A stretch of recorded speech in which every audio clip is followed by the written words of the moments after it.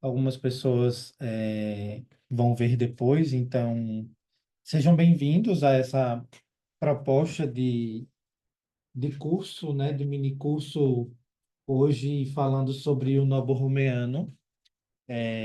Esse tema e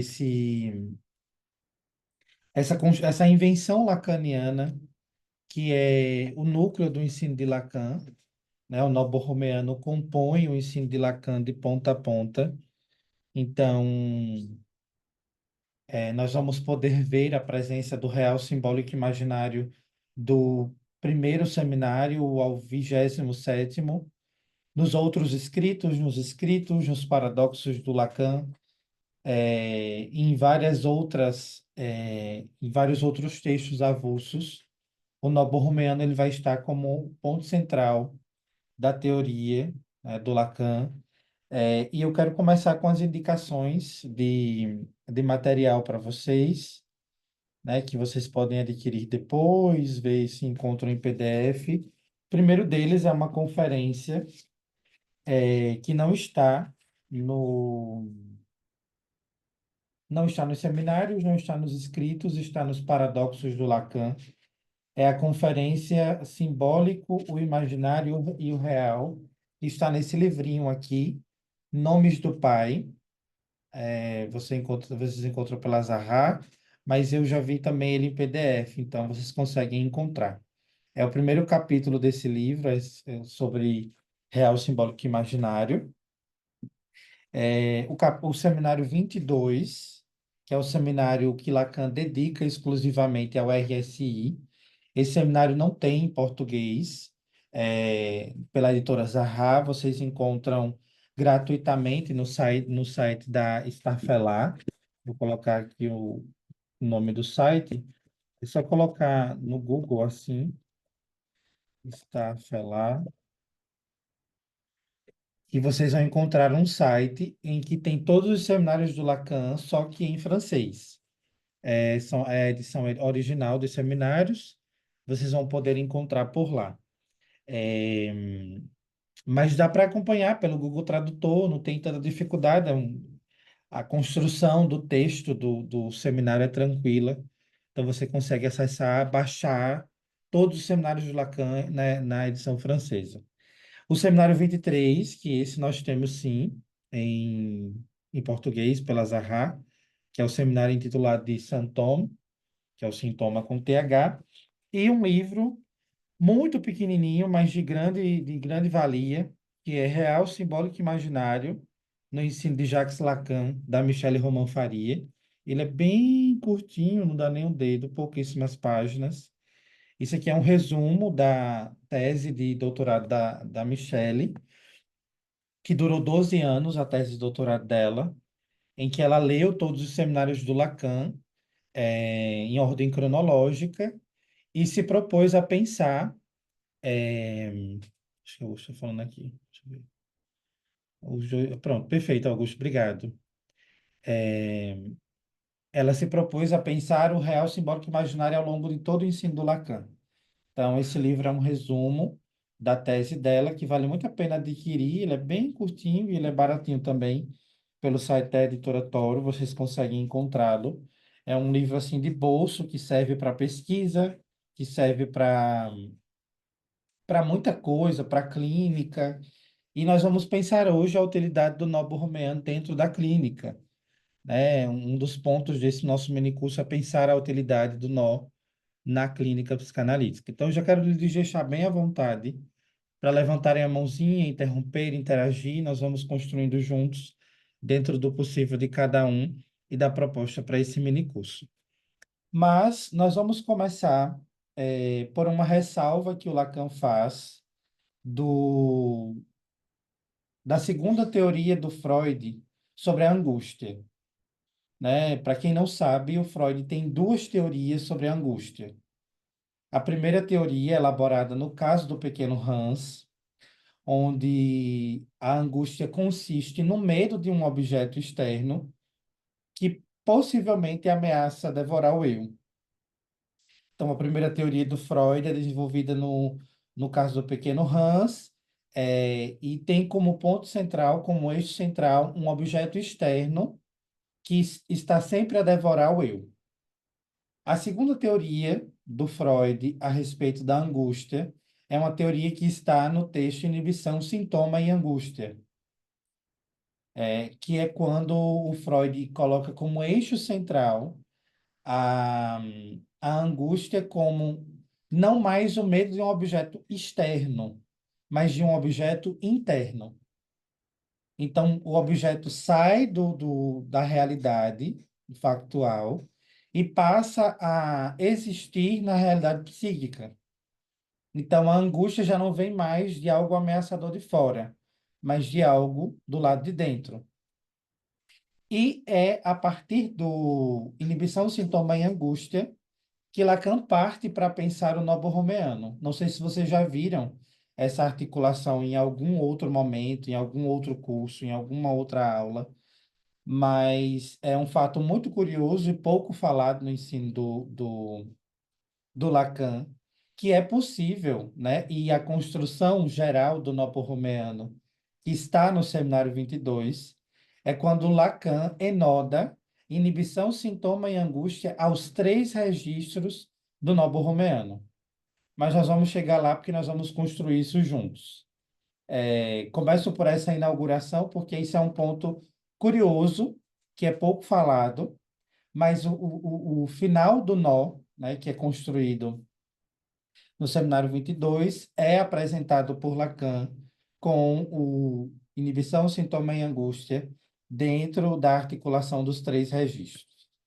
Mas convém antes fazer uma elaboração epistemológica a respeito do noborromeano.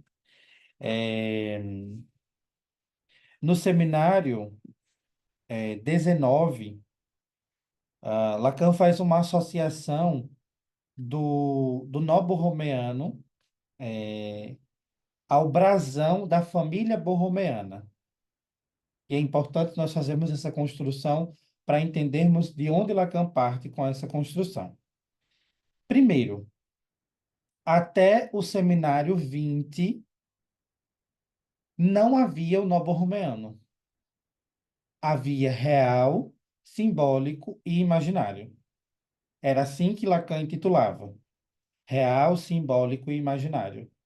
O termo noborromeano só aparece no seminário 20, entre o seminário 20 e entre o seminário 23. Isso é um outro fato curioso a respeito da teoria do nó. Até o seminário 20, nós vamos ver sempre Lacan usando real, simbólico e imaginário. Por exemplo, aqui, nessa conferência que eu lhes disse, Lacan usa pela primeira vez os termos real, simbólico e imaginário. Então, até o seminário 20, nós ainda não vamos ter essa expressão noborromeano. Somente entre o seminário 20 e o 23 é que Lacan se serve da famosa e tão utilizada por ele ciência chamada topologia. É uma ciência que se presta a usar de tópicos, de fórmulas e de meios eh, óticos, digamos assim, de topos, de construções articuladoras de um ponto a outro, de fórmulas geométricas, para apresentar um conceito. Então, a topologia é uma ciência que serve a outras ciências. Ela não existe por si mesma com uma única finalidade. Por exemplo, a psicologia, ela existe por si mesma. Ela está em parceria com outras ciências, mas ela se basta por si. A topologia, ela serve a outras ciências. Serve à matemática, serve à física, serve ao estruturalismo. E Lacan se serve da topologia para pensar e construir aquilo que ele vai chamar de nó borromeano. Esse termo, nó borromeano, é extraído dessa dimensão. Deixa eu ver o que eu estou usando aqui. Achei. Obrigado, Augusto. Esse termo nó-borromeano é extraído dessa dimensão do brasão da família borromeana que é uma família do norte da Itália, que carregava sobre o peito um brasão com três arcos, três elos. Então, Lacan faz uma leitura da topologia, faz a leitura desse brasão, né? Se serve desses elementos em que a topologia passa a pensar como um enodamento. Então, assim, se vocês se interessarem em algum dia ler algo sobre topologia, ler algo sobre matemática, vocês podem encontrar nesses estudos o nó borromeano sem estar atrelado ao ensino de Lacan, porque é um elemento que Lacan pega de outro para construir algo dele. Então, está aí a origem do nó borromeano. Provém da topologia, numa interface dessa família italiana, que carregava sobre o peito o brasão de três elos. Esses três elos da família borromeana eram o Pai, o Filho e o Espírito Santo. Né? Para quem não sabe da influência da Igreja Católica, é muito potente isso, assim, na história, em algumas ciências, e o Lacan faz muita referência ao catolicismo, muita referência à Bíblia. Em algum momento, o Lacan quase que arrisca ser um pastor, de tanto que fala da Bíblia. E essa referência ao Pai, ao Filho e ao Espírito Santo, à Santíssima Trindade, mas que o Lacan pega e traz isso para a sua psicanálise de uma outra forma. Só no seminário 23 é que Lacan faz uma definição esplêndida,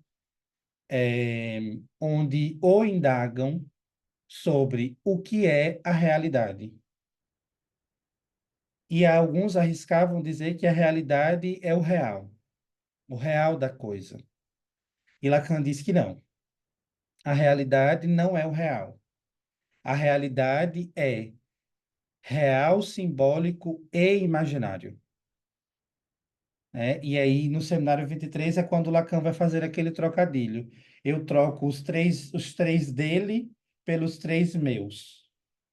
Né? O que é que ele quer dizer com isso? Eu troco o inconsciente, pré-consciente, inconsciente do Freud por real e simbólico imaginário meu. Então, ele faz uma troca, né? Uma substituição. Para o Freud é isso, para mim passa a ser isso. Nós vamos ter uma forte tendência a achar que o nó borromeano é um modelo inspirado no Freud, de subdivisão do aparelho psíquico. E não é. Né? É importante partir desse princípio, não é. O nó borromeano não é uma subdivisão do aparelho psíquico. O psiquismo não está tripartido, o psiquismo não está subdividido para o Lacan. Para o Freud, existem duas teorias no Freud sobre o aparelho psíquico, né? Que é consciente, pré-consciente, inconsciente e de ego-superego. Então, são duas teorias sobre a tripartição do aparelho psíquico. No Lacan, não existe tripartição. Existe o sujeito do inconsciente, que tem como meio de laço com a realidade as dimensões real, simbólico e imaginário. Então, essa definição que Lacan só consegue fazer ao final do seminário 23, de que a realidade é composta de real, simbólico e imaginário, é, ele também vai dizer que são os três registros essenciais da vida do ser humano.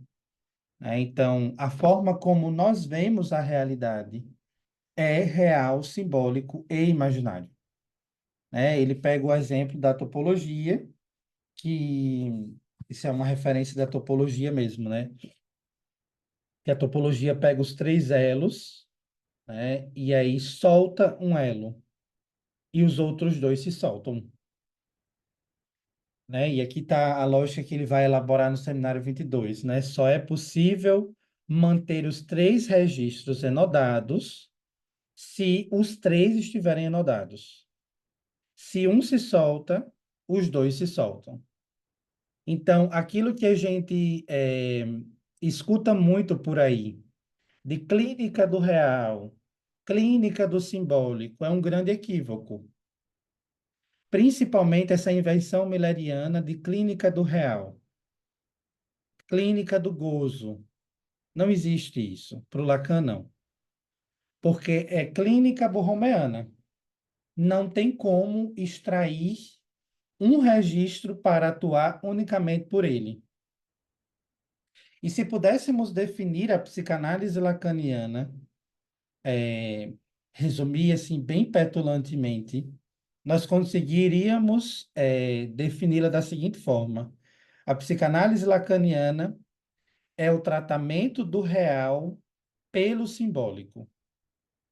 E isso é uma definição que a gente vai caminhando para construir juntos, né? Dada essa base epistemológica, nós vamos poder seguir para o próximo ponto.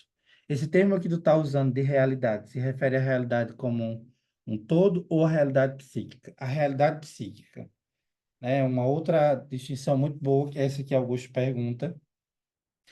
Todas as vezes que nós formos falar de realidade para a psicanálise, não estamos falando de realidade factual. Estamos falando de realidade psíquica. Eu já apontei para vocês uma dobradinha em outros encontros e quero apontar novamente essa outra dobradinha, que é ler dois textos sequenciados para vocês entenderem o raciocínio que eu vou construir. Para vocês lerem o artigo do Freud, A Perda da Realidade na Neurose e na Psicose, e logo depois ler o texto do Lacan de Uma Questão Preliminar a Todo o Tratamento da Psicose. Ler primeiro o artigo do Freud e depois esse artigo do Lacan. Perda da realidade na neurose e na psicose, de Uma Questão Preliminar a Todo o Tratamento da Psicose. Ler primeiro do Freud, depois ler o do Lacan. Por quê? Porque esse texto do Lacan é um comentário a respeito desse artigo do Freud. E Lacan faz uma definição esplêndida que nós poderíamos resumir esse texto nesse ponto, logo nas primeiras páginas. O problema não é a perda da realidade. O problema é o que se coloca no lugar da realidade perdida. É isso que Lacan vai colocar como o problema da psicanálise. E o que se coloca na perda da realidade ou no lugar da realidade perdida, na neurose, é o recalque, na psicose, a foraclusão. Na neurose, temos os sintomas, os adoecimentos, na psicose, temos o delírio. Né? Então, quando falamos de realidade em psicanálise, sempre vamos nos referir à realidade psíquica. A realidade factual para a psicanálise não importa, não me interessa. Não me interessa o que está acontecendo de fato com o paciente. Me interessa a interpretação dele a respeito do que está acontecendo com ele. E aí, e só por isso, e só nessa dimensão, é que nós podemos operar. É na forma como o sujeito vê a realidade. E como é que o sujeito vê a realidade para o Lacan? A partir da dimensão real, simbólico e imaginário. São como se fosse um óculos. Não sei se vocês já viram, certamente viram, principalmente agora quando a Raíssa ganhou a medalha de ouro no skate, ela com aquele óculos das Olimpíadas, né? Os 5 arquinhos, não sei se vocês já viram. Tem 3 arcos e 2 em cima. Acho que daria para fazer um daquele do Nobo Romeano, né? Para para explicar como a pessoa vê a realidade. Né? Imagine um óculos com 3 arcos. É assim que o neurótico vê a realidade.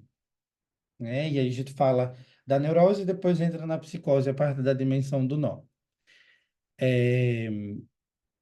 Essa construção que o Lacan vai fazendo, né, epistemologicamente, em 1953, quando pela primeira vez ele fala do real simbólico e imaginário, só depois, lá em 1970 quase, ele vai chamar isso de noborromeano. Né? E vejam o quanto é tardia, mas o quanto é trabalhosa para o Lacan essa teoria que vai se tornar o eixo central do seu ensino. Né? E aí, se eu pudesse, isso sou eu, é a minha interpretação. mas vocês podem construir as de vocês.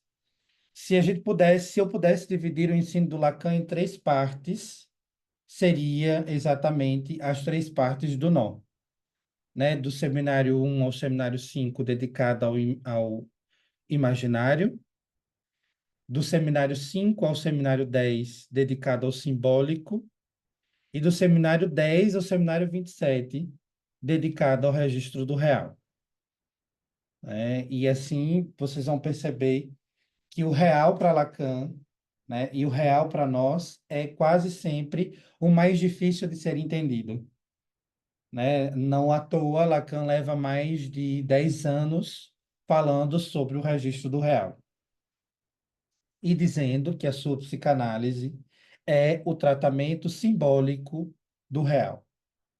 É por isso que, mais uma vez, eu gosto de citar sempre essa referência do que aconteceu no Rio Grande do Sul. É comum nós dizermos,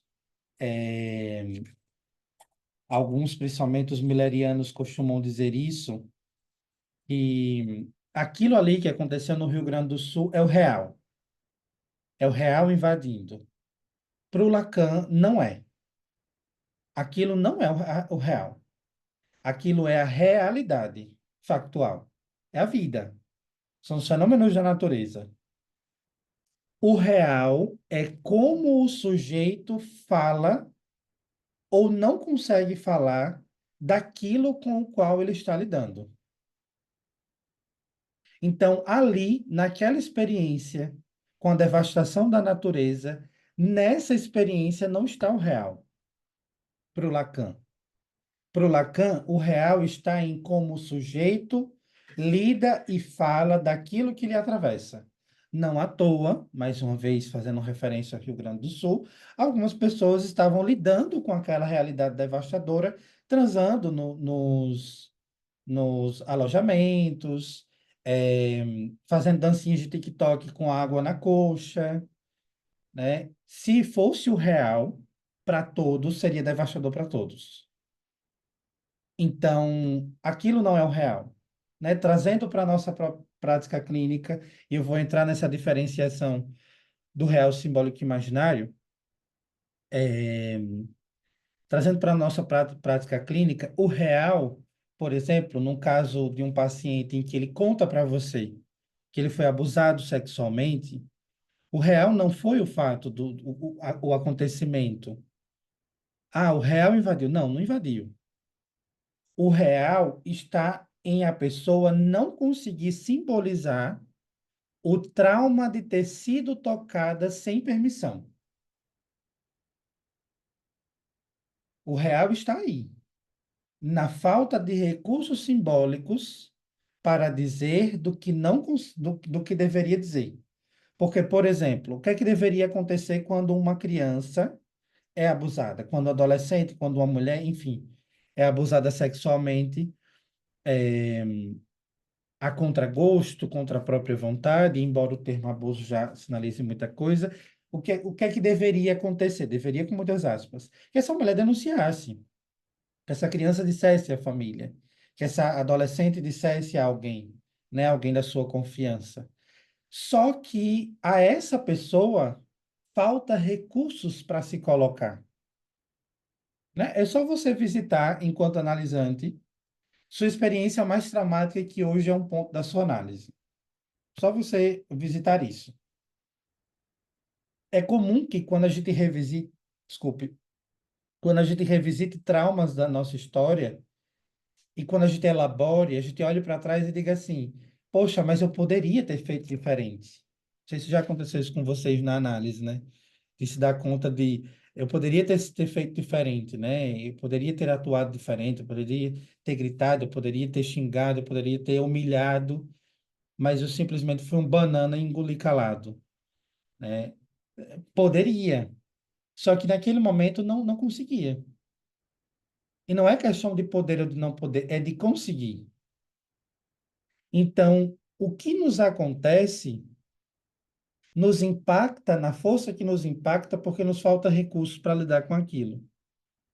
E é isso que Lacan chama de simbólico. né? E aí nós vamos entrar agora nessa construção que o Lacan vai fazendo ao longo de 20 anos. Eu vou abrir aqui a lousa e aí vocês deixam os mouses estabilizados no canto da tela que para não riscar e eu consigo usar ele tranquilo. É, então, quem está no curso de Introdução a Lacan acompanhou isso na primeira aula, mas vale aqui retomar porque faz parte da proposta do minicurso. Do seminário 1 ao seminário 4, Lacan elabora o registro imaginário,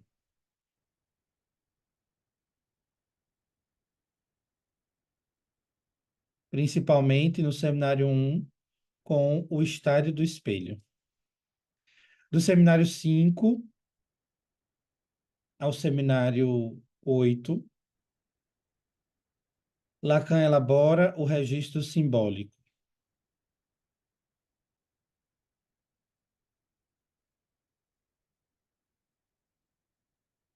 Do seminário 9 ao seminário 11, Lacan elabora o registro do real.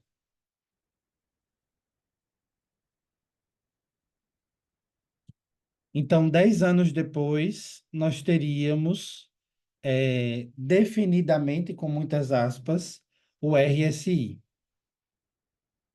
Só que aí, aqui nós já teríamos 11 seminários em jogo. Então, praticamente 10, 11 anos de ensino do Lacan. Entre o seminário 10, entre o seminário 9 e o 10, Lacan elabora dois conceitos muito importantes, né, que é o conceito de falo, que é representado pelo φ, essa letrinha aqui se escreve assim, φ, e Lacan chama ela de falo simbólico.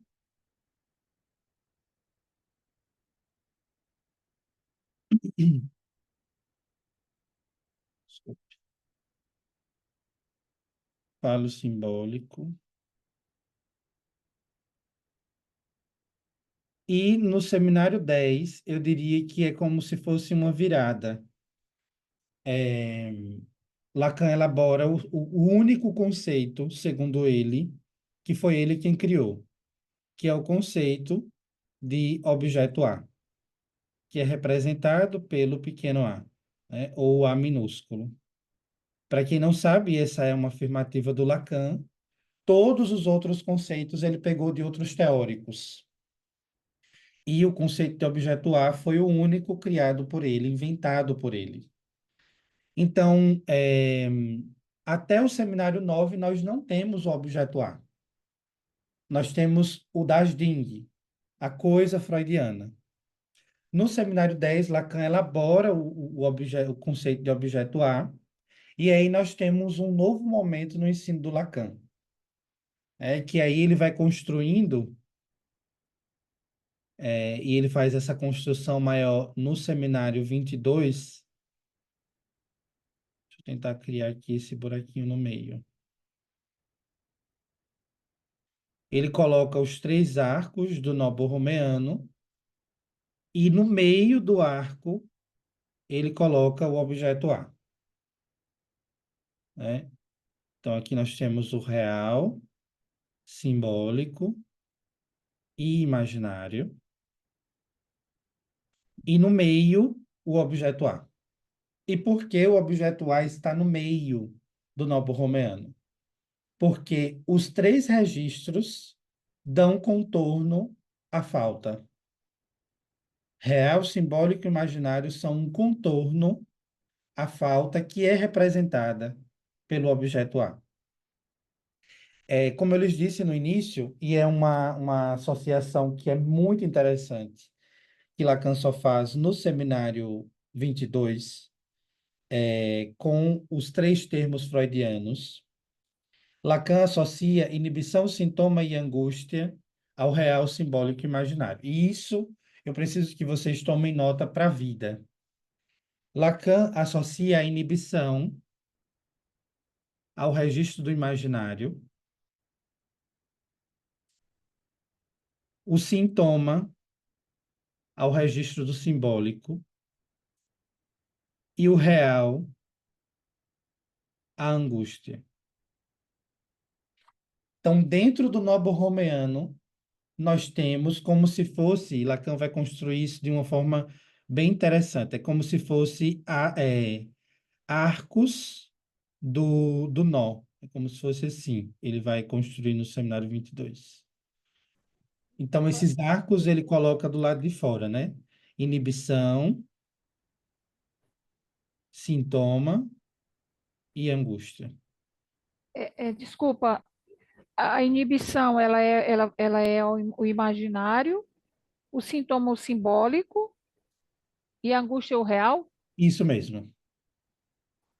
Isso mesmo, Ah, Kátia. certo, É, obrigada.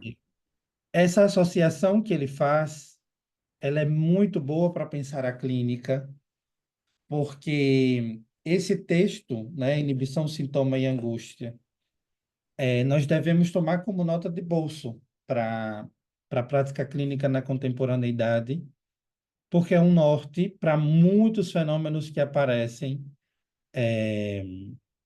na clínica atual.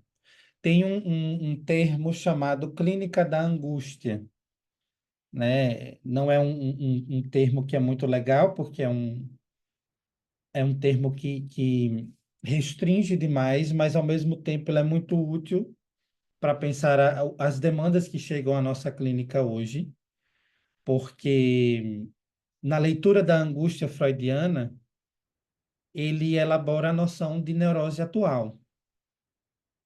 E dentro do aspecto da neurose atual, ou de neuroses atuais, nós temos os grandes fenômenos contemporâneos, como crises de ansiedade, crises de pânico, né, o borderline, TDAH,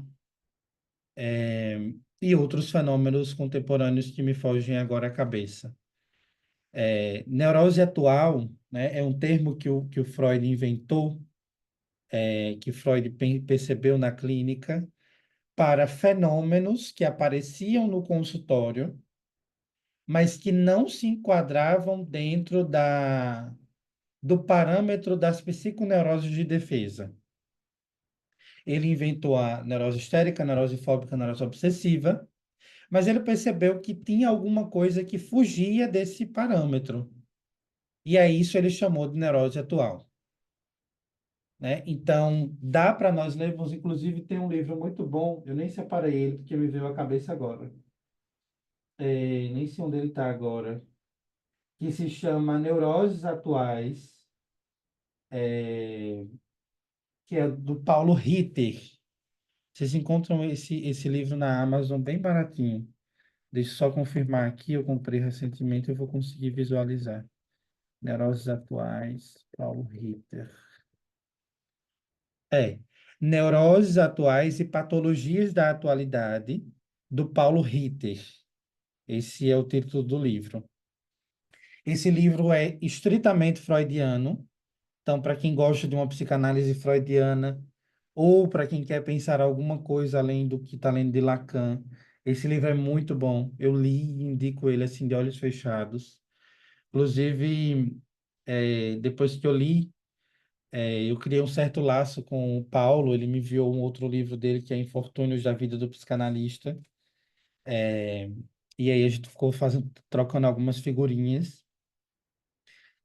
Mas isso para lhes dizer que no Novo Romeano já existe ainda algo do Freud, né? E partindo do pressuposto do Novo Romeano, vamos pensar um pouco individualmente o que é que seria essa construção que Lacan vai fazendo ao longo do seu ensino de forma individual, para a gente chegar à parte final, que é o nome do pai. Eu vou deixar aqui ao lado o nó para tomar como representação, e eu vou começar as definições a partir do registro do imaginário.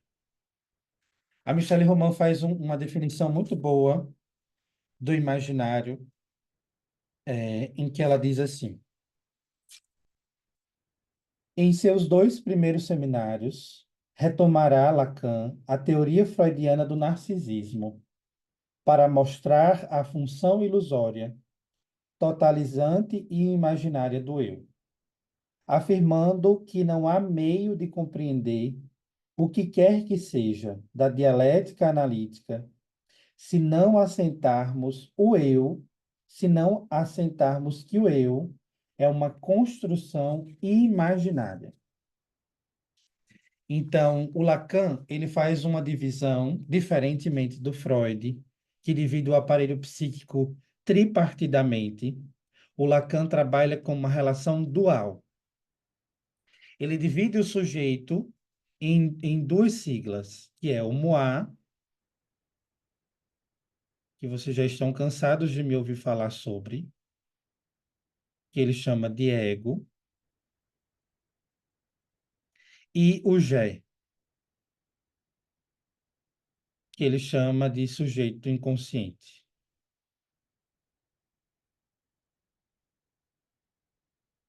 No francês, isso é bem interessante de perceber. O moi, je e moi é como se fossem duas faces de uma mesma moeda, né? O moi diz respeito ao que é meu. Toda vez que eu vou me referir a moi, uma analogia em francês, se ele dizer que esse lápis é meu, né? O lápis é de moi. Então, o moi é referido quando eu vou aludir a algo que é meu. O je diz respeito ao, por exemplo, je suis psychanalyste. Eu sou psicanalista. Né? Então, o je é sempre para se referir a algo que eu sou.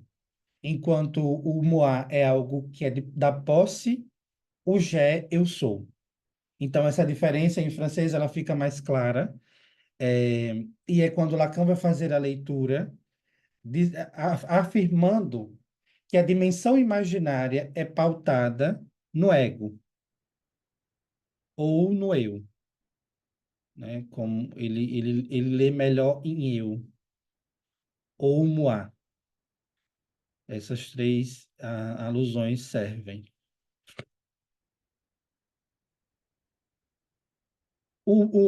Ele vai dizer que o eu, né, o ego, é uma instância na sua totalidade imaginária. E o que é que ele quer dizer isso? Eu gosto de fazer uma definição que é: imaginário não é imaginação, imaginário não é fantasia, imaginário não é invenção. Imaginário é sentido. Se pudéssemos definir, a partir da perspectiva lacaniana, o que é o imaginário, é o registro do sentido.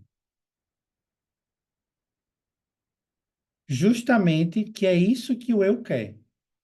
Sentido. Eu sou Humberto, filho de fulana, filho de cicrana, que é filho de Beltrana e que mora em determinada cidade. Se vocês perceberem, isso que chega na clínica enquanto instância do eu sou cheio de sentido. Geralmente o paciente ele chega no consultório dizendo assim, ó, eu vim aqui porque eu estou com crise de ansiedade. Ou eu tenho ansiedade. Tá, quem foi que te disse isso? Não, eu vi na internet. Né? Então, esse eu que se chega cheio de sentido. E é um eu que precisa disso para existir. Né? É muito comum de encontrar psicanalistas no consultório que querem tirar do sujeito essa ideia de, de que ele tem ansiedade. Às vezes, a pessoa que chega no consultório, ela precisa dessa ideia para existir. E existir através da ansiedade. E o que nós vamos dar a essa pessoa, através da análise, é o tratamento simbólico para isso. É a oportunidade dela dizer o que mais além da ansiedade. Então, a criança, né, e essa referência que o Lacan faz, a criança, ela chega na linguagem, ela chega no mundo sem uma referência, com um pedaço de carne, e ali vai se começar um trabalho de constituição. E a primeira, se pudéssemos, né, porque não dá para definir o que primeiro é constituído para depois ser constituído outro, porque é síncrono, né? O Gé e o Moá, eles vão se constituindo sincronicamente de acordo com o banho da linguagem, mas a via que nós temos para nos relacionarmos com o outro é o Moá, né? A via que você e eu temos para estar aqui nessa noite de hoje é o eu. Né? E, curiosamente, o Lacan vai definir o eu, no seminário um, ele vai dizer que o eu é o sintoma do homem. Não sei se vocês já viram, já ouviram pacientes que disseram, né, Humberto, me livre de mim, o problema sou eu. Já ouviram alguma coisa do tipo assim? Né? É eu que invento as minhas merdas, né? Eu que me saboto, é eu que cago, sou eu que faço. Eu mando mensagem pro ex quando tô bêbada. Sou eu, o problema sou eu. Ele está falando justamente disso que o Lacan está nos dizendo. O problema é eu mesmo, né? É eu que faço as cagadas, é eu que faço as burradas, é eu que vou na cabeça dos outros. Exatamente isso. Curioso, pensei agora aqui que essa instância acaba sendo tratada também pela comportamental como self, um eu que remete também à posse. Exatamente, Augusto. Isso aponta também para esse esforço de Lacan de distinguir o Jé, sujeito do inconsciente, sujeito lacaniano, sujeito da psicanálise, diferente desse modo. Exato. Né? Se a gente quisesse localizar, a psicoterapia, ela atua no eu, né? De eu para eu. Então, e aí, o que é que você pensa sobre a sua vida? Vamos fazer esse exercício, vamos encontrar o sentido da vida, né? A religião, ela atua sobre o eu, né? Criando dimensões, crenças de que você vai ser salvo pelo que você está fazendo, né? E aí, os santos, eu venho do catolicismo, os santos místicos, né, que se interessavam por essa outra parte da alma que era mais profunda, eles diziam que a gente se corrige, né? Santa Teresa d'Ávila é uma santa que Lacan usa como referência, e ela diz isso, né? A gente se corrige no comportamento, mas a baixaria mora dentro, né? Então, ela, lá, não à toa Lacan faz essa referência a Santa Teresa, porque existe esse apontamento. Nós tratamos, né? E eu cito um caso assim que para mim é muito caro, de um supervisionando que eu já citei esse caso em outros momentos, mas vale trazer aqui para vocês entenderem mais um pouco sobre a instância do eu. Ele recebeu uma paciente que já fazia tratamento com a terapia cognitivo comportamental há 3 anos. E essa paciente tinha questões de ansiedade, problemas familiares, estava na faculdade de psicologia e percebeu que em algum momento a terapia já não estava funcionando mais. E aí ela procura a psicanálise e encontra esse meu supervisionando. Quando ela vem para análise, se trata de uma neurose obsessiva, então é um tratamento difícil para ele de conduzir, porque ela é muito cheia do sentido, né? Ele perguntava uma coisa querendo expandir o discurso, ela ia lá e respondia. É, ela queria, ele queria provocar um efeito de interpretação, ela ia lá e rechaçava. E aí foi se caminhando, ele disse que a duras penas foi conseguindo ouvi-la, né, com 3, 4 meses. E por volta do quinto mês de análise, ela começou a ter sonhos, pesadelos que ela despertava no meio da noite chorando, em desespero. E esses sonhos eram sempre sonhos que ela morria, né? O último sonho que ele trouxe para a supervisão foi um sonho de que ela estava num lago escuro, boiando, e na boca ela tinha uma rosa.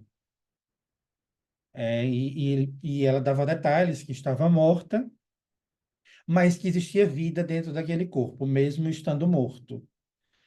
É, e aí ela tem uma profunda dificuldade de relação com o pai, bem como a mãe, que são separados. É, e, em alguma medida, ela narra esse ódio pelo pai.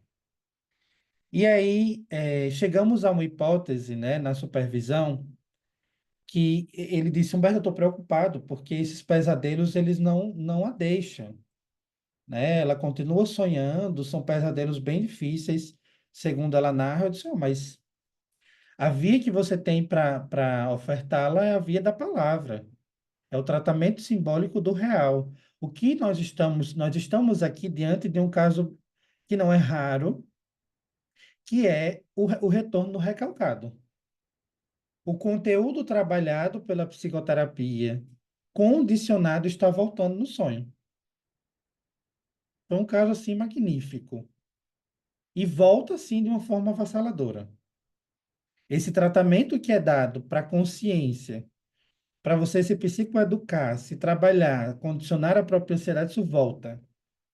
E volta pior, né? E Freud já nos deixou claro isso, ó, há muito tempo. O retorno do recalcado é pior do que qualquer coisa. É o engodo do inconsciente. E nesse caso, um caso claramente freudiano, esse retorno ele estava acontecendo, né? Ela foi amorizando a relação com o pai.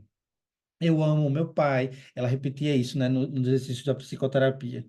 Eu amo meu pai, eu amo meu pai, eu perdoo meu pai, eu me perdoo por odiar meu pai. Mas não houve perdão, né? Não houve reconciliação. Então, o tratamento na instância egóica. Só que isso está ali, né? Recalcado, recalcado, isso volta e volta na força da pulsão de morte, né? Então, a dimensão imaginária é a dimensão do sentido. E nós tendemos a escutar os nossos pacientes muitas vezes apenas na dimensão imaginária. E ela tem a sua utilidade. As trivialidades têm seu lugar na análise. Contudo, nós precisamos ir além delas. E é quando nós chegamos no registro simbólico, que é o registro do duplo sentido, né? Mais uma vez, simbólico não é simbolismo, simbólico não é símbolo, simbólico não é signo. Simbólico é duplo sentido, né? Essa construção que o Lacan faz, que a Michelle Romão Faria traz no seu livro, duplo sentido. E o que é que queremos dizer com essa ideia do duplo sentido? Cito-lhes com um exemplo muito tosco. Chega um adolescente na clínica e ele diz para você, ó, estou muito angustiado, estou sofrendo muito, estou tendo crises de ansiedade, porque eu tenho que escolher entre medicina e engenharia. E aí o analista faz uma pergunta, mas só existe esses dois? O adolescente para, se pensa um pouco e diz, existem outros cursos. O sentido do discurso está justamente nessa dupla opção, né? Ou uma coisa ou outra. Ou eu faço o que meu pai quer, ou eu faço o que eu quero. E aí o analista vem e interrompe isso e pergunta: mas só existe isso? Só existem essas duas opções? Mas tem que sair de casa? Mas tem que fazer? Quem disse que tem que fazer? Esse ato analítico, quando o analista faz uma questão como essa, nesse nível, dessa forma, e é como se houvesse uma injeção simbólica nesse discurso que só existe numa única engrenagem. A dimensão simbólica do novo romeano é o primeiro que é o registro da palavra, né? Aqui, se nós pudéssemos colocar, nós colocaríamos o corpo. O estatuto do corpo para Lacan é imaginário. O estatuto do simbólico é a palavra, né? Não à toa o sintoma está do lado do simbólico na construção lacaniana. Por quê? Para o Freud, o sintoma é uma formação de compromisso. Para o Lacan, o sintoma é uma metáfora. ele faz uma outra definição dizendo que o sintoma é uma palavra amordaçada. Então, desamordaçar essa palavra é o trabalho do analista. É dar palavra onde o silêncio grita. É dar possibilidade de dizer onde não há chances de dizer. Tem uma frase muito bonitinha e simpática, que eu tenho minhas ressalvas com relação a ela, que é: para psicanálise, quando não há mais nada o que fazer, ainda há o que fazer, falar. Né? Não é tão bonito assim, tão simples, mas é bem isso. Né? Então, o registro do simbólico, no nobo-romeano, ele entra com uma dimensão do duplo sentido, de possibilitar ao sentido do imaginário encontrar outras vias para continuar existindo. Às vezes você tem um caso no consultório, o paciente diz: Humberto, a única via é deixar o meu marido. E você ouve esse caso e você sabe, você prevê, você supõe que se aquilo acontecer, muita coisa vai piorar na vida daquela pessoa. Né? E aí você começa a trabalhar numa ótica não para que ela fique, nem para que ela saia, mas para que ela consiga decidir o que quer fazer, bancando as consequências de sair ou de ficar. Esse é o tratamento simbólico para o real, né? Para o real. Deixa eu ver aqui. Vocês estão muito calados, eu estou vendo só o Augusto digitando. Falem. Tem inconsciente na dimensão imaginária? Com certeza, Augusto. Tem sim. O inconsciente, ele atravessa os três registros. Ele é composto e estruturado nos três registros. Simone? Humberto, então a gente, para se esvaziar de sentido, precisa saber simbolizar, conseguir simbolizar. É isso, né? Com certeza. Com certeza. O esvaziamento de sentido, ele só se dá pela via do simbólico. Certo. Não, É, não. na psicose, a gente tem essa pobreza do simbólico. Então, essa sua intervenção que você deu aqui de exemplo, diz assim, só tem os dois, é, para o psicótico, é muito forte. Para o psicótico não é possível intervir dessa Ah, forma. certo, Né? ok. O que é que nós fazemos na psicose com essa questão? Primeiro que na psicose não existiria essa dúvida, né? Não existiria a dúvida de medicina ou engenharia, né? Ou seria uma coisa ou outra e a pessoa já estaria realizada, né? Como o Schreber. O Schreber, ele não tinha dúvida. Ele estava lá, ele era presidente e... deixa eu ver aqui. Ele era presidente. Tudo bem, Kátia. Ele era presidente, mas o delírio que se tinha, que o Schreber tinha, era que Deus iria desposá-lo. Então, por exemplo, num caso como o do Schreber, você não tem como perguntar, mas como assim? Deus vai te desposar? É, como assim? É possível isso acontecer? Né? Na neurose, o analista pode duvidar. Ele pode duvidar do neurótico.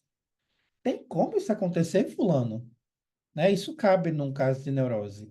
Numa psicose, o que você consegue fazer, Deus vai te desposar, como é que ele vai fazer? Em vez de você entrar para um confronto, você surfa. O trabalho do analista na psicose é surfar num delírio. Me conta mais, como é que vai acontecer esse desposamento? Tu é esposa de Deus, vai casar quando? Vai me chamar para o casamento? Né? Isso, secretariar, Exato, tá? exatamente. Eu tenho um caso do CAPS que é muito bom para pensar isso. Eu já falei desse caso aqui em outro momento, de um paciente que ele tinha um delírio que ele se achava muito feio, E a solução para isso seria uma cranioplastia. Ele precisaria fazer um transplante de crânio para se ver bonito. Era pegar o crânio de outra pessoa e colocar nele. E isso aconteceu porque o delírio, né? Um sapo se aproximou da mesa enquanto ele comia e comeu as migalhas que caíam do prato dele. E aí ele chegou para mim, né, muito angustiado, dizendo que todo mundo duvidava que era doidice da cabeça dele. E aí eu comecei a escutar, né? Eu disse, pô, como é que era esse sapo? Mas, doutor, eu vou lhe contar e você não vai achar que é doidice da minha cabeça? Não. Eu acredito que é verdade. Você está assim porque o sapo comeu sua comida.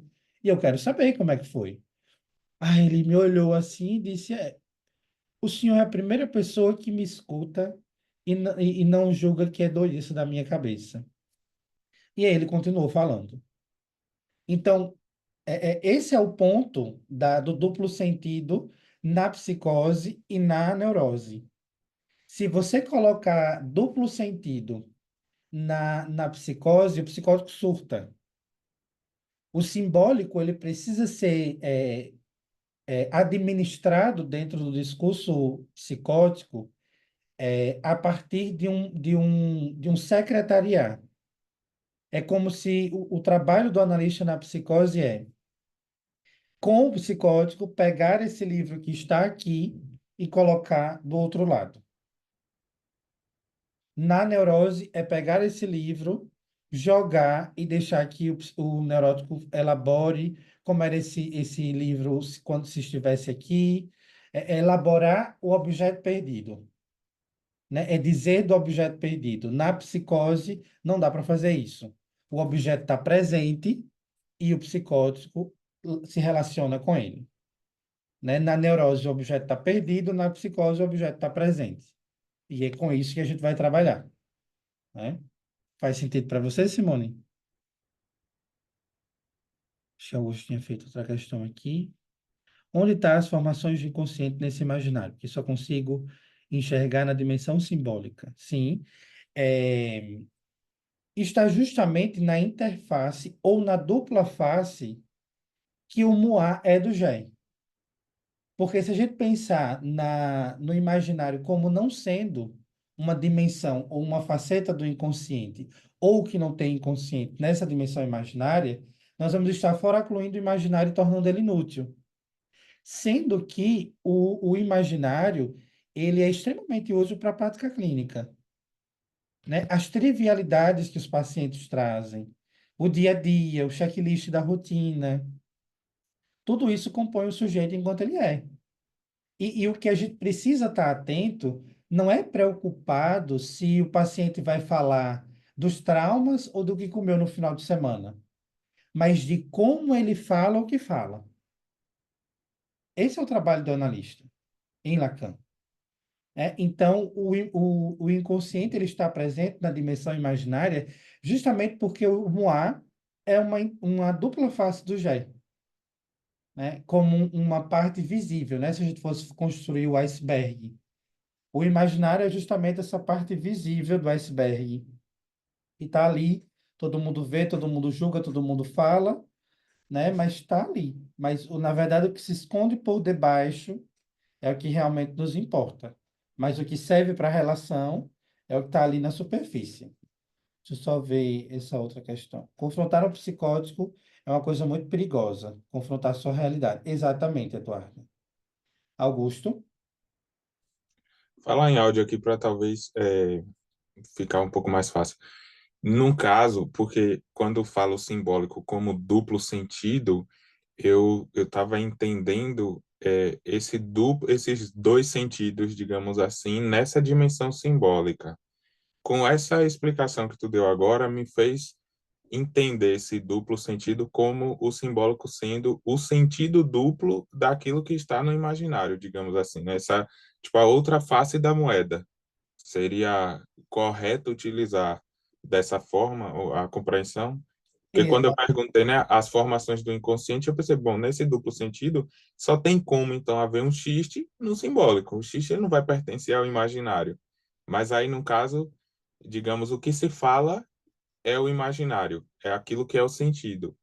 E o que não se fala, o não dito, né, desse xiste é o simbólico, é a dimensão simbólica. Exatamente. Exatamente isso. E aí a gente entra no registro que é mais difícil para muitas pessoas, mas que particularmente eu não tenho nada de especial, tá? É somente a minha leitura do Lacan. Eu não vejo dificuldades de compreender o real. Embora talvez a forma que seja falado do real é que é o problema, né? Mas sendo o imaginário o registro do sentido, o simbólico o registro do duplo sentido, o real é o registro do não sentido.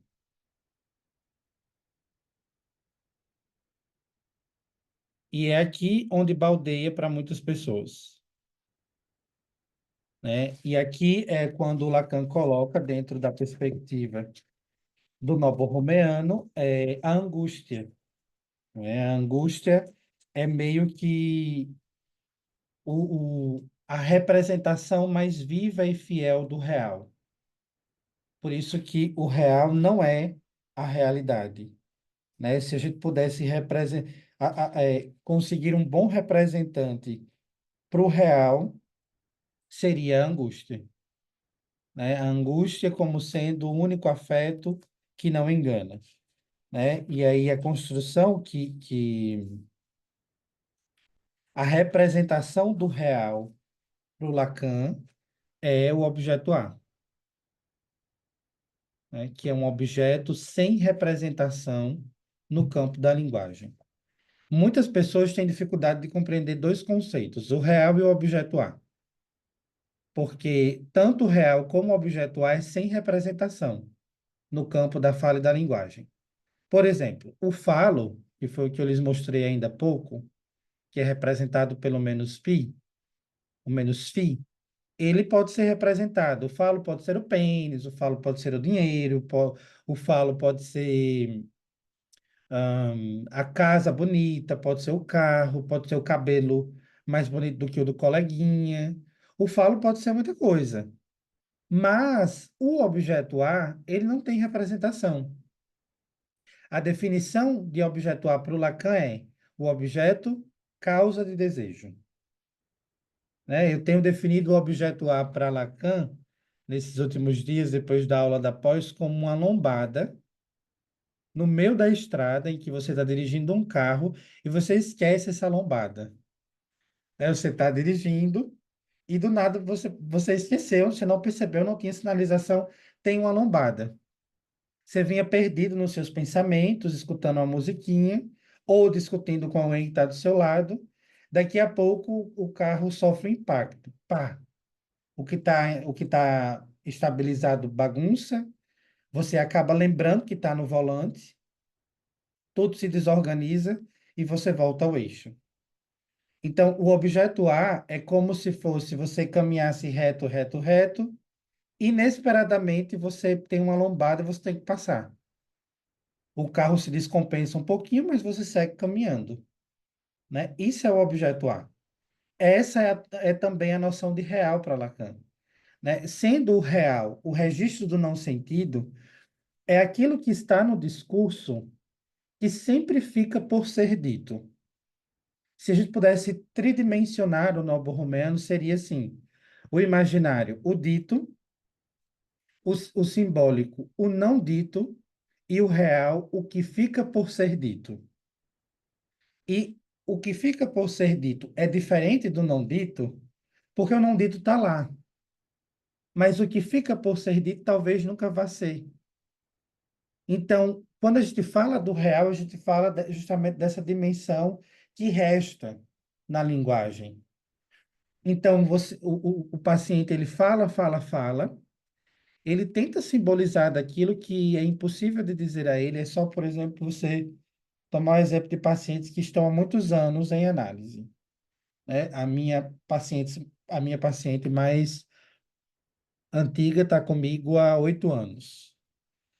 E isso é muito presente de ver nessa paciente, que já está em 8 anos em análise, toda semana, não falha.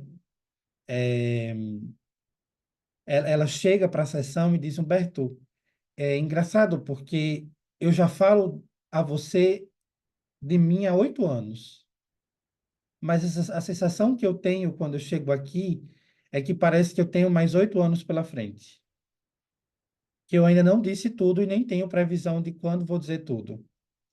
Tem um outro paciente, que é estruturado na psicose, que ele definiu bem o real para mim. Ele chegou uma vez, ele é um caso muito grave, e ele chegou para a sessão bêbado. Só que ele disse que estava bêbado só no final da sessão. Eu disse, poxa, mas foi a sessão, assim, uma das sessões mais produtivas dele. Ele chegou e disse, Humberto, hoje eu quero te dizer coisas que eu nunca te disse. E aí ele chegou na frase que é maravilhosa. Ele disse assim, Humberto, tem coisas que eu não contei a você, não porque eu menti. Eu nunca menti para você. Mas teve algumas coisas que eu não te disse por completo. Isso, para mim, é a definição magnífica do real.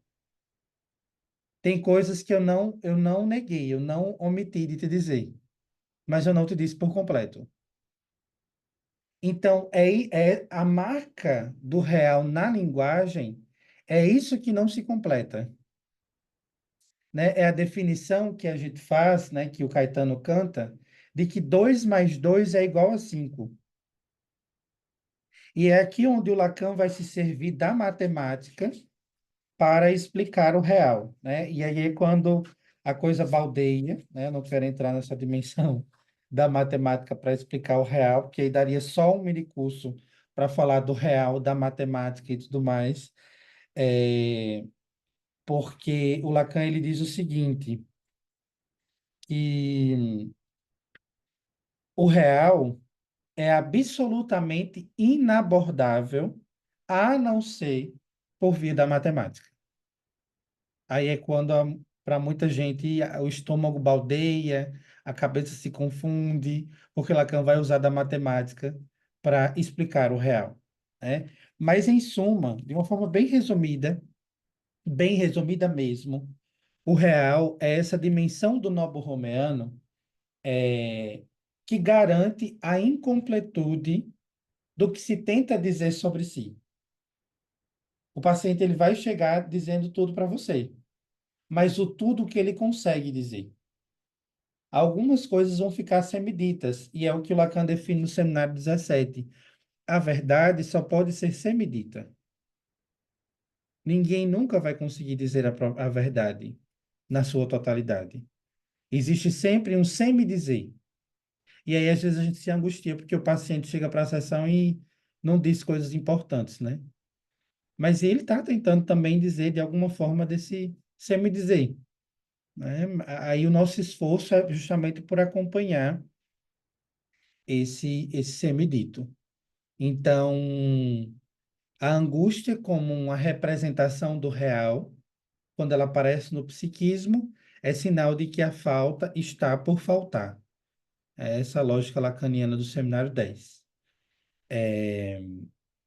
Então, os 3 registros enodados, se um se solta, os outros 2 se soltam também. E aí a gente chega no ponto final do nosso encontro de hoje. Deixa eu pegar aqui.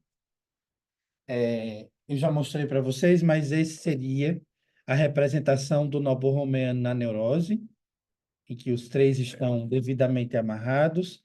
Se eu cortar aqui, os 3 se desata, vira uma fita, né? E aqui está o noborromeano na psicose, que é quando a gente entra agora no último ponto do nosso minicurso para poder tratar melhor essa dimensão do porquê isso aqui está solto.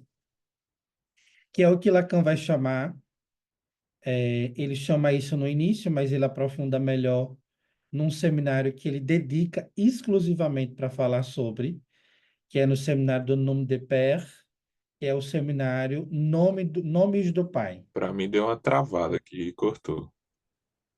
Agora, tá me ouvindo? Para mim travou também. Eita, para mim também, tá? Tá Não estou travado, escutando nada. tá travado. Foi o Humberto que travou. Foi. Voltou agora? Parece que sim. Voltou? Ah, vocês me ouviram até que ponto? Até começar a falar e começou a travar. Desculpa, porque a minha internet que tá uma bosta esses dias. Eu dizia que o ponto final da nossa aula, né, desse mini curso de hoje, é o que Lacan vai dedicar um seminário exclusivo para falar sobre, acho que é o seminário, peraí, deixa eu só confirmar aqui. Os não tolos erram.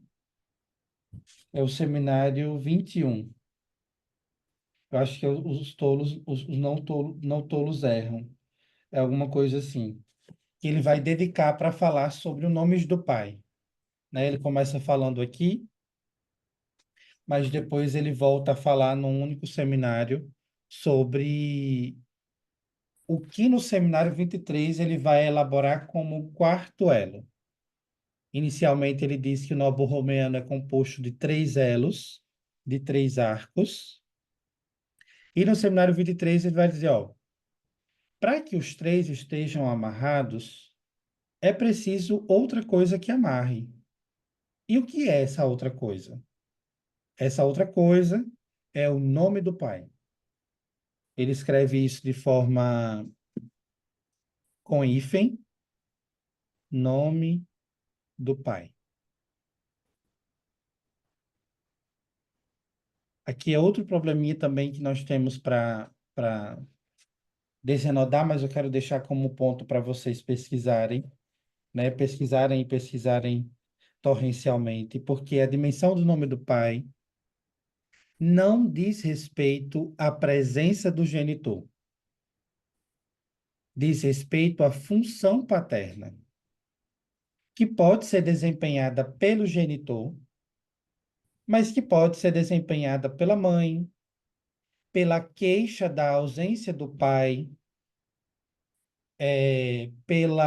por uma instituição, por um orfanato, pelo tio, pelo avô, pela avó, para que o nome do pai esteja inscrito no psiquismo de alguém, e isso não precisa ser desempenhado por um homem que tem um pênis, porque essa função é uma função na linguagem, é uma função de interdição, é uma função que diz respeito a inscrever o sujeito no campo da fala e da linguagem, afirmar ou não a castração simbólica.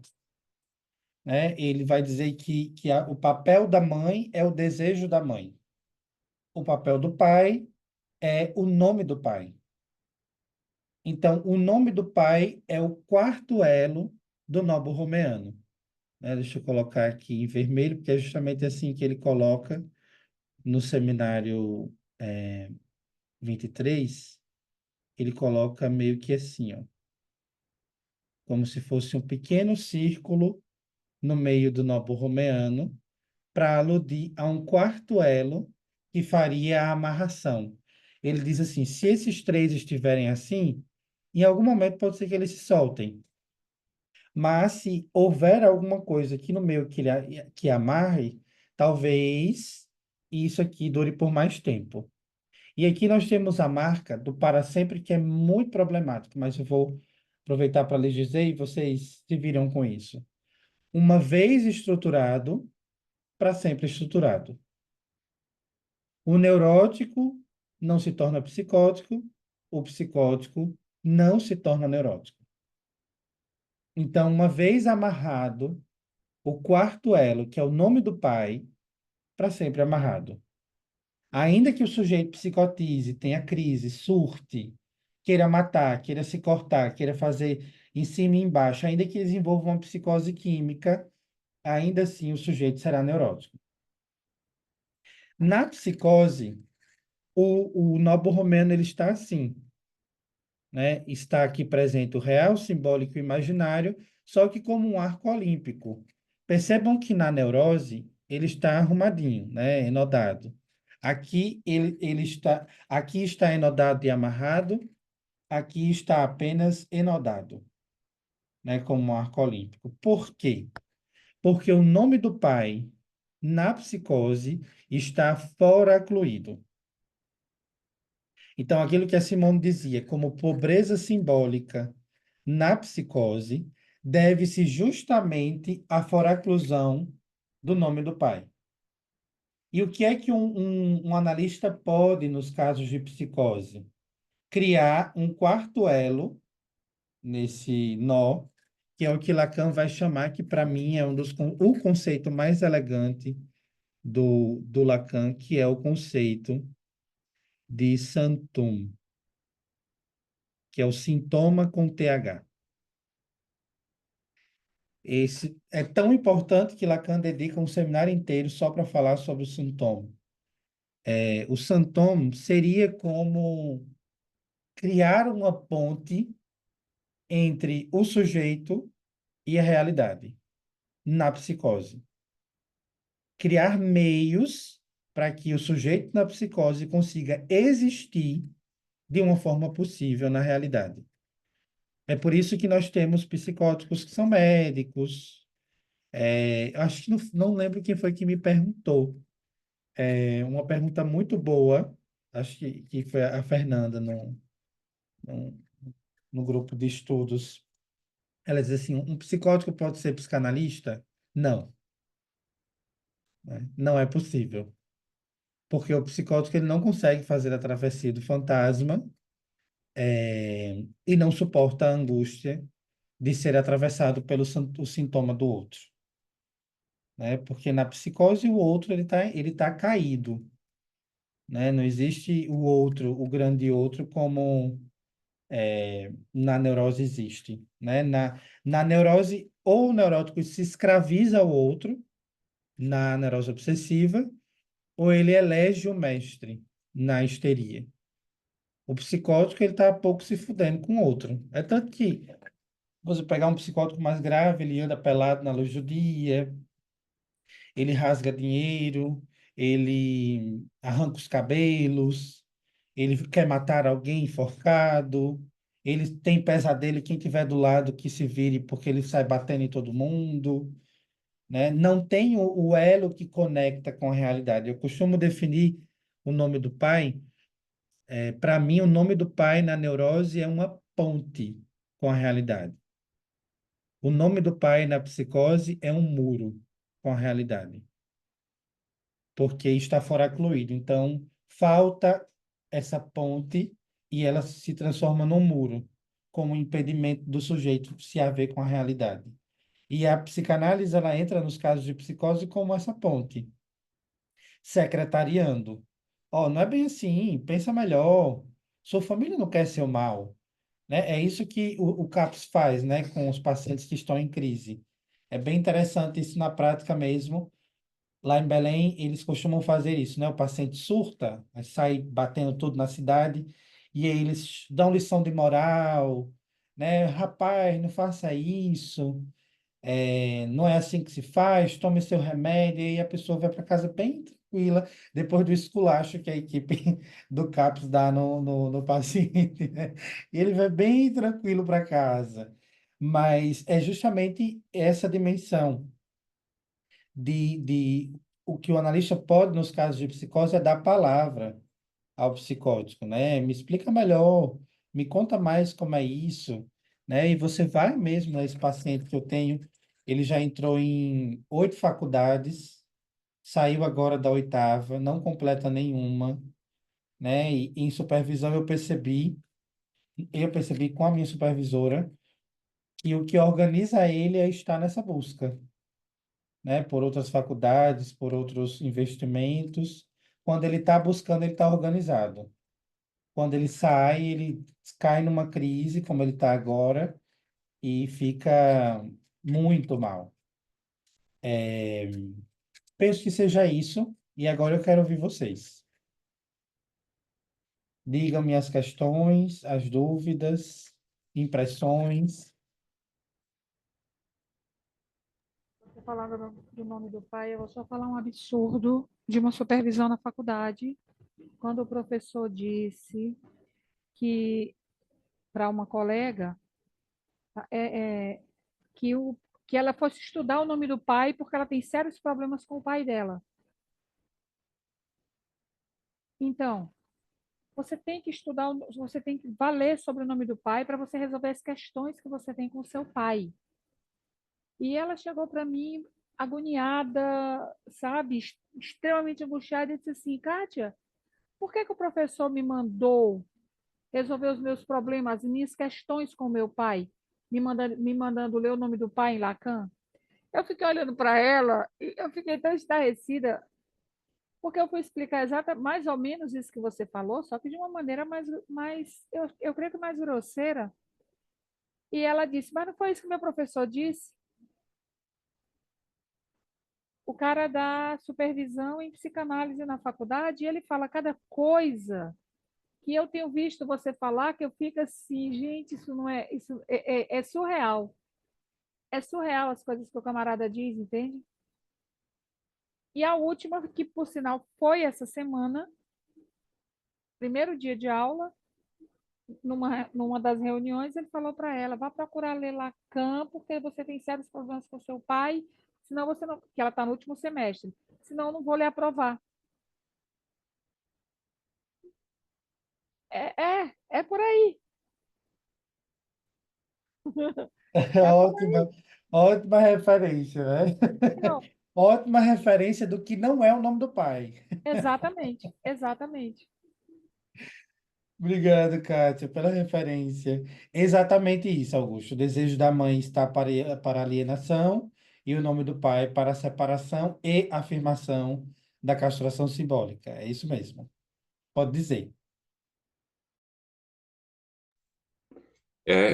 Na hora que tu explicou aí sobre, né, que eu coloquei a pergunta ali, eu fiz a ligação com aquele artigo da Constituição do Sujeito que tu passou no curso de introdução, que ela fez a elaboração. Acho que foi a primeira vez assim, que eu entendi de fato o que era, né, o nome do pai. Fiquei com isso assim, aí tipo, aí agora fechou. Eu fiquei com a outra questão ali a respeito, né, da Constituição da estrutura do nó, da seguinte questão.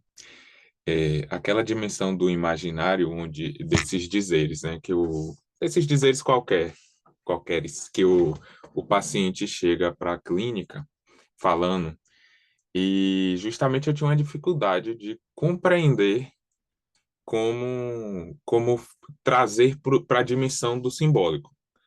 Naquela resposta da pergunta ali, né, do duplo sentido, é, eu entendi que trazer o discurso para a dimensão do simbólico poderia ser simbolizado, digamos bem, eu não sei se cabe exatamente essa palavra, basicamente talvez de uma maneira genérica, fale-me de novo sobre isso. O paciente falou, porque meu pai não sei o que, não sei o que, não sei o que. Aí, tá. Como é isso aí que teu pai não sei o que? E aí ele vai, tenta falar de novo, e nesse falar de novo, faz uma segunda colocação, um outro sentido, né, para aquela mesma coisa.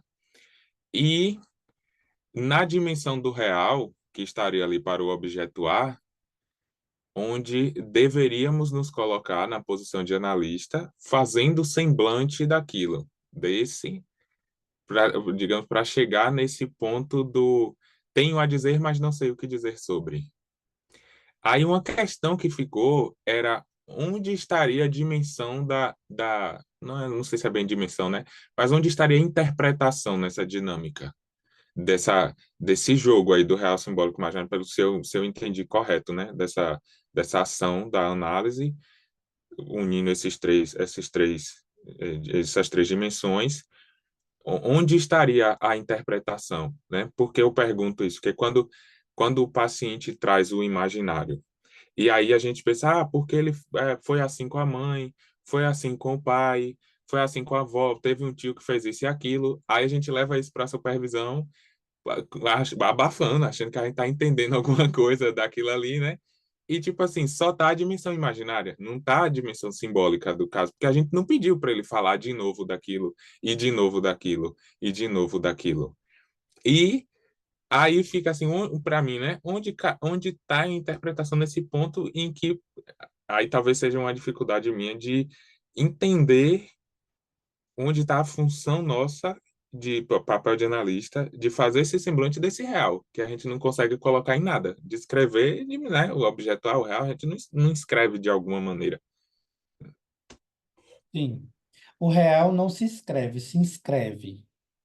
É importante essa diferença, né? O real não se escreve, se inscreve. O que se escreve é o simbólico, né? E o imaginário se imprime, que é uma impressão, né? Impressão, identificação. Eu começo de trás para frente, né? A interpretação ela está do lado do sujeito, sempre. Para o Lacan, a interpretação está para o analisante, né? O que o analista faz, e aí eu vou à primeira pergunta, talvez compreender de uma outra forma seja mais claro, Augusto, quando você traz, né? Como é que a gente traz simbólico para o imaginário, né? Às vezes não é possível trazer simbólico para o imaginário, porque o que é possível é apontar o que já está lá. Real, simbólico e imaginário estão lá. O que o analista faz é furar. Tem um poeta que diz, né? Há rachaduras em tudo e é assim que a luz entra. O papel do analista é causar essas rachaduras para que a dimensão simbólica, que é a dimensão da articulação significante, ela apareça na palavra. Embora a leitura do simbólico ela é sempre do analista. O paciente não vai chegar no ponto de dizer assim, ah, estou falando simbólico agora. Não, isso aqui é imaginário, né? Isso aqui é real. Porque às vezes ninguém, quem está fazendo análise está pouco se fudendo com o que é isso, né? O que a gente consegue é que o analista faça essa leitura de uma articulação significante, né? Por exemplo, o paciente traz significantes como dinheiro, trabalho, família. Nessa articulação de dinheiro, trabalho e família, há uma possibilidade do sujeito do inconsciente estar ali, nessa articulação significante. Então, esse é o trabalho do analista. É articular a cadeia simbólica. É apontar o furo. Poxa, você disse que é bom assim, mas você não compra tudo que seu filho precisa. Exemplo. Você disse ser bom, mas deixa as pessoas fazerem isso. Igual eu fiz uma intervenção hoje. A paciente dizia assim: eu não deixo nenhum homem me humilhar. Mas ela relatava no início que a irmã dela batia, já agrediu, já tentou matar, e fez e aconteceu com ela a vida toda. Eu disse, curioso que nenhum homem pode te maltratar, mas já a mulher pode? O que que a mulher tem que o homem não tem? Pum, furo no simbólico. Tá lá, né? O texto tá lá. Você só grifa. Entende? Então, onde é que está o real simbólico imaginário? No sujeito, no discurso do sujeito. No ponto que eu coloquei, né, de trazer do imaginário, talvez eu tenha dito errado, a minha intenção era falar de trazer o discurso, né, o discurso do sentido do imaginário para o sentido do simbólico. Agora, quando tu fala a interpretação não está no analista, está no sujeito, mas essa intervenção no, para causar esse furo não seria aí o processo da interpretação do analista daquilo que seria do psicanalista lacaniano? De repente seria isso? Porque o que é que nós lemos como interpretação que provém do analista? A interpretação freudiana, que é aquela coisa, ah, já que você não deixa nenhum homem te maltratar, você deixa uma mulher te maltratar, não é? Então isso parece com isso. Será porque você quer ser submissa a uma mulher? Aí lança uma sugestão no final, né? Então, não é uma interpretação por causa justamente de que não diz respeito a uma leitura do caso. Porque, assim, por exemplo, eu posso apontar, como eu apontei, né? Não, é curioso que você não deixa um homem te humilhar, mas deixa uma mulher te humilhar. O que que uma mulher tem? O efeito de interpretação que essa intervenção vai ter é o que vai nortear o trabalho de análise. Porque ela pode cagar para isso. Como ela me respondeu, né? Na hora ela me respondeu. É porque é minha irmã. E a minha religião diz que eu tenho que amar minha irmã. Percebe que Ela aí... voltou para o sentido da coisa. Exatamente. Mas a minha aposta é no tempo. Eu furei e vou esperar, né? Vou aguardar o que é que isso vai acontecer, de que forma isso vai se dar. Entende? Então, não é uma interpretação analítica porque não é certa. A interpretação freudiana é certeira nos termos da psicanálise freudiana. Você intervém para que o efeito de interpretação seja provocado no sujeito. Consegue compreender? Compreendo, compreendo, sim. Só me remeteu a esse furo no discurso dele não ir para o sentido, né? Essa intervenção ela não voltar para o sentido, ela calhar no silêncio, calhar, né, na ausência de sentido, né? Tipo assim, interviu, calou, não sei mais o que dizer a partir daqui. Aí, digamos, estaria talvez a intervenção ali em ato, né? Acontecendo. Exato. Aí seria o momento ideal para cortar a sessão, Entendi. né? Humberto, eu não sei o que te dizer sobre isso. Vamos ficar por aqui. A intervenção com efeito de interpretação é essa que provoca num depois. Mas você pode, de alguma forma, se presentifica ali uma ausência de representação, né? Porque bateu no real. Chega no real essa interpretação, essa intervenção que diz respeito a uma coisa mais ampla, mais profunda. Nunca pensei sobre isso, né? Estava atendendo um paciente aqui antes de entrar com vocês. Eu fiz uma pergunta, eles nunca pensei sobre isso. Pensa agora,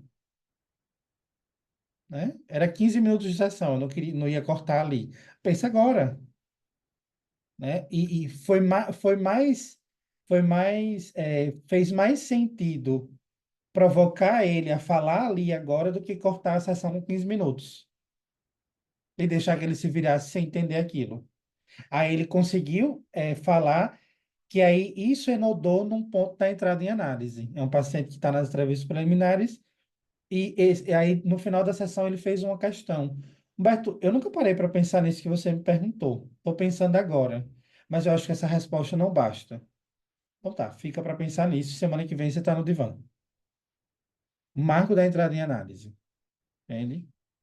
Simone? Ai, minha Nossa Senhora, eu não sei nem se eu vou me perder na minha pergunta. Que a cabeça fica dando um nó, vários nós, né? É, pegando o exemplo aí que você usou dessa moça agora que falou, me desculpe o exemplo que você deu antes do rapaz, esqueci. A irmã que batia. Isso. Da Pois irmã que não. batia e o homem que podia bater. Que não podia Aí bater. eu, então, aí eu fiquei aqui tentando entender muito esse real, né? E aí a minha pergunta é: o real é o objeto A causa de desejo, né? Então, causa desejo de saber, né? Então, se a intervenção, que Augusto pergunta, que não seria interpretação, mas sim a intervenção, já que a interpretação é do sujeito, é justamente essa convocação dele em saber do que ele está falando, né? Então, ouvir que o que ele traz, ele chega com o imaginário, ouvir que não que existe outros significantes ali presentes que ele não está trazendo, não está conseguindo simbolizar, e aí você intervir provocando, convocando ele, né, a colocar esse significante que ele sabe, só que não sabe que sabe. Então, se o real e o não dito é isso, é o que é o que se sabe, mas não se sabe dizer sobre. Isso seria o inconsciente, né? Esse saber que não se sabe que sabe é o inconsciente. Essa dimensão real do inconsciente, ela diz muito mais respeito a um resto não simbolizado, ao que fica por se dizer. Ela disse ali, diga, E esse é o que fica por se dizer, Humberto, quando vocês assim, é, às vezes param, ele não diz.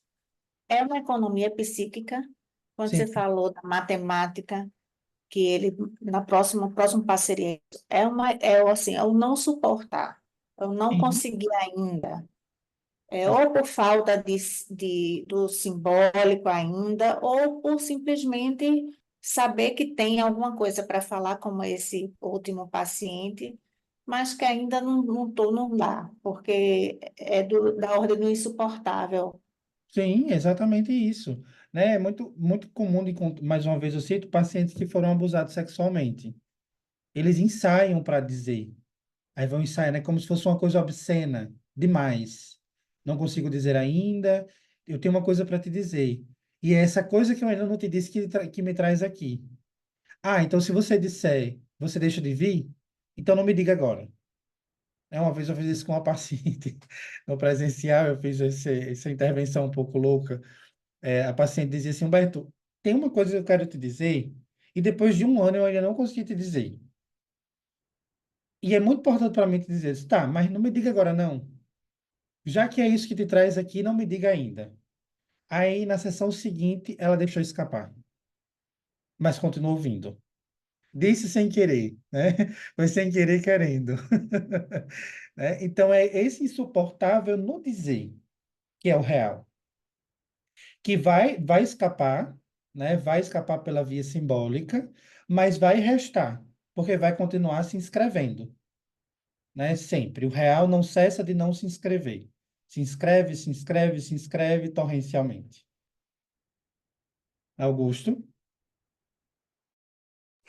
Porque surgiu mais uma dúvida aqui agora, Lucas. Se deixar, a gente vai até amanhã de manhã com esse assunto. Mas essas três dimensões, elas se constituem junto com o sujeito na inscrição da linguagem, ou ela já vem, digamos assim, né? Já é, digamos, o ser humano? Ou ela só existe na linguagem? Só existe na linguagem. Real, A não inscrição na linguagem culmina na não existência dessas três dimensões. real, simbólico e imaginário são artifícios exclusivos da linguagem. Não existe real, simbólico e imaginário fora da linguagem. Né? Só há real, simbólico e imaginário porque há inscrição no campo da fala e da linguagem. É a famosa, para o Lacan, escolha forçada. Nós não temos a opção de não nos inscrevermos no campo da fala e da linguagem. Ou é ou não é. Ou melhor, ou é. Né? É uma escolha forçada. A pessoa foi para um bocado de caminho de dúvida aqui, mas deixa para outro dia. Mas vão ficar muitas dúvidas. Nós vamos ficar por aqui, né? Para quem adquiriu o mini curso vai poder ver outras vezes. Para quem não adquiriu, pode adquirir também, para ver em outros momentos. E eu espero que vocês tenham gostado, né? Espero que tenha ficado muitas dúvidas, que essa é a intenção, né? Para que vocês estudem. Comprem esse livro da Michelle Romão, leiam pelo que o Augusto trouxe. Esse é um livro assim que serve como base, ele é muito fininho, então vocês conseguem compreender bem, porque é uma linguagem acessível dela. E a gente vai caminhando. Então, muito obrigado por estarem aqui nessa noite de quarta. É sempre bom falar de Lacan com quem deseja falar de Lacan. E eu quero saber dos feedbacks, das provocações. Se tiver dúvidas, mandem no privado. Eu estou disponível, a gente vai conversando, tá bom? Então, um beijo para vocês.